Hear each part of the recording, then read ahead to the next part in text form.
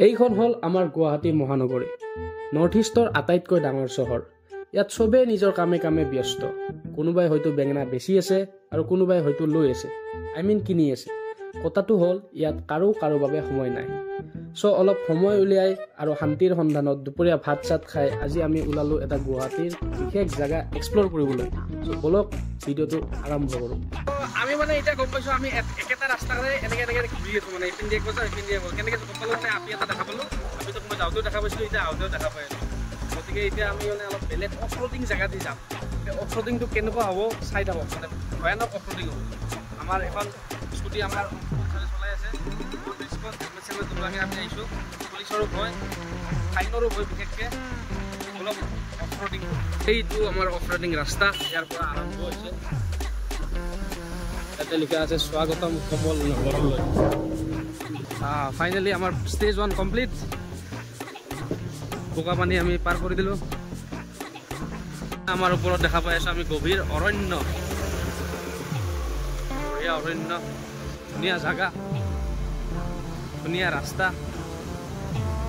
স্কুটিখন ধুনীয়া নহয় তো সেইপিনেদিও এটা ৰাস্তা আছে, আপোনালোকে যাব পাৰে। আমি নাযাওঁ সেইপিনেদি, আমাৰ কাৰণে ইজি ৰাস্তা এটা আছে।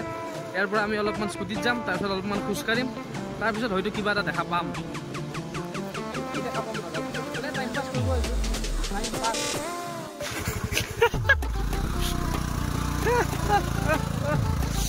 মানে ঘটনাটো এনেকুৱা হ'ল, বহুত ওখ হৈ গ'ল জেগাটো আৰু মোৰ ওজনটো মানে স্কুটিখনে সহিব নোৱাৰা হৈ গ'ল।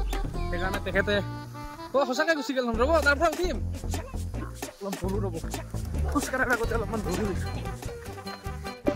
আহি পাই গ'লোঁ আমি, কি বুলি কৈছিলোঁ জেগা, কাৰ্গিল পাহাৰ। ইয়াৰ পৰা মানে আধা আধি উত্তৰ গুৱাহাটী দেখাই পায়। আৰু সেইপিনে আমাৰ নৰ্মেল গুৱাহাটী। কিন্তু কথাটো হ'ল কি কৈছা, মানে কথাটো হ'ল ইয়াৰ পৰা স্কুটি বাইক সেইগিলা নুঠে, ভৰি দি উঠি যাব লাগিব। চাওঁ কিমান দূৰলৈকে খোজকাঢ়ি যাব পাৰোঁ, কাৰণ এনাৰ্জি একদম কম হ'ব। ভাত চাত খাই আছোঁ, পেট চেট ফুল হৈ আছে। তেখেতে পাৰিব, তেখেতৰ প্ৰেক্টিচ আছে, কিন্তু মোৰ নাই। সেই যে গৰুকেইটা আছে, সেই গৰুকেইটাৰ পৰা মাত্ৰ এইখিনি জেগাহে আমি খোজকাঢ়িলোঁ, কিন্তু মোৰতো অৱস্থা বহুত বেয়া হৈছে, কথাই নোলোৱা হৈছে।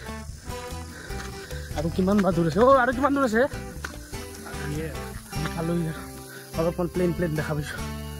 অৱস্থা বেয়া, শকত মানুহ নাই, এই দিগদাৰ।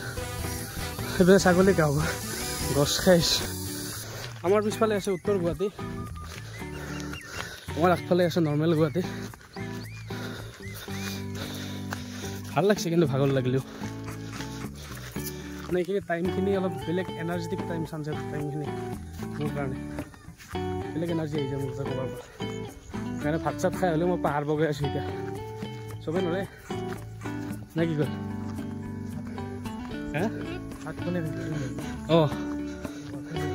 আপুনিতো খাইছে, গতিকে মই অলপ বেছিকৈ খাওঁ না, 2 কাঁহীমান ভাত মাৰিছোঁ। সেইখন আমাৰ গুৱাহাটী। চাওক ইয়াৰ পৰা কি মজা লাগছে। সেইখন হ'ল গুৱাহাটী, য'ত মই বাস কৰোঁ, য'ত আপোনালোকে বাস কৰে। কোনোবা তাত থাকে, কোনোবা তাত থাকে, কোনোবা তাত থাকে, চবেই কোনোবা নহয় কোনোবা জেগাত থাকে। মাজে মাজে সময় ওলাই কিনে এনেকুৱা জেগাত আহিব লাগে, ভাল লাগে।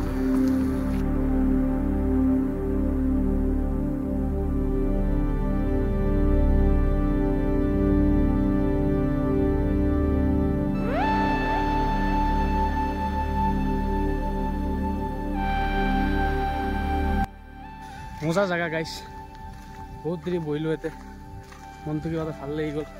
আমি আহিছিলোঁ মোটামুটি 1 ঘণ্টা মানে হ'ল আৰু ইয়াতে। কেনেকৈ 1 ঘণ্টা হৈ গ'ল গমেই নাপালোঁ। মানে ভ্লগো বনাব পাৰি গ'লো, মাথাৰ পৰা ওলাই গ'ল। মই যে ভ্লগ কৰিছোঁ মানে দৃশ্যটো চাই মানে অলপমান বেলেগ টাইপ লাগি গ'ল। মানে ইমান বিল্ডিং মানে গুৱাহাটীত ইমান বিল্ডিং আছে নাই, এনেকুৱা লাগি গ'ল। কিবা বেলেগ ভাৱনা ওলাই যায় মানে। তাৰপিছত এতিয়া উভতি গৈ আছোঁ। তেতিয়া পাহাৰ বগাইছিলোঁ, এতিয়া পাহাৰ নামিব লাগিব। মজা জেগা, আপোনালোকে আহিব পাৰে ইয়াতে, এনেই অলপ টাইম পাছ কৰিবৰ কাৰণে। এইখন এইপিনে বনাই আছে নৰ্থ গুৱাহাটীৰ নতুন ব্ৰিজখন, যোনখন ডাইৰেক্ট কানেক্ট হ'ব নৰ্থ গুৱাহাটীলৈ। সেইখন কমপ্লিট হৈ যাব চাগে আৰু 2 বছৰ পঢ়লো সেইটো এটা অলপ গাটা চাটা বেছি আছে আপোনালোকে সাৱধানে আহিব ভৰি চৰি মস্কা খাব পাৰে চব মানে মই যি দেখাওঁ ব্লগটো ডিটেইলছত দেখাওঁ এনেকুৱা নহয় যে টাইম পাছ কৰিব ব্লগ বনাইছোঁ টাইম পাছ কৰিব বনাইছোঁ মানে টাইম পাছ কৰিব মন নাই টাইম পাছ কৰিব আহিছিলোঁ ভাবিছিলোঁ ব্লগ এটা বনাই দিওঁ আৰু কিনো ইমান দিন ব্লগ দিয়া নাই আপোনালোকে চাব আৰু মোৰ ব্লগবিলাক মাজে মাজে অলপ দিব আৰু লাইক চাইকবিলাক ছাবস্ক্ৰাইবাৰ